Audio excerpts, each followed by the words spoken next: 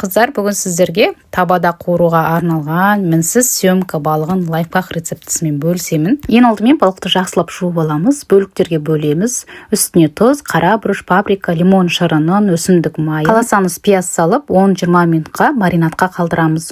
Ұзақ ұстамаймыз, ұзақ ұстасақ балығымыз жұмсарып кетеді. Қыздар, сіздермен қуырудың лайфхактарымен бөлісейін. Ең алдымен табаны жақсылап қыздырып аламыз. Қызбай тұрған табаға салмаймыз. Таба қызған соң ғана аздап май жағып қуыратын боламыз. Алғашқы 2-3 минут қозғамаймыз. Қыртысы өзі қартады. Орташа отта қуырып, әр бетін 3-4 минуттан ғана аударып отырамыз.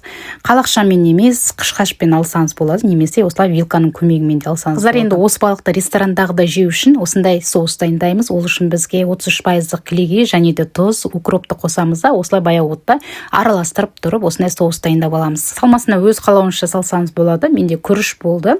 Осылай әдемілеп дастарханға ұсынамыз. Лимон жақсы көретіндерге лимонды қоямыз, және де укроппен әдемілеп безендіріп қоямыз. Және де соусымызды қойып дастарханымызға ұсынамыз. Міндетті түрде осы рецептпен жасап көріңіздер, қыздар. Парақшамнан осындай жеңіл рецепттер таба аласыздар. Маған тіркеліп, видео ұнап жатса лайк басып кетуді ұмытпаңыз.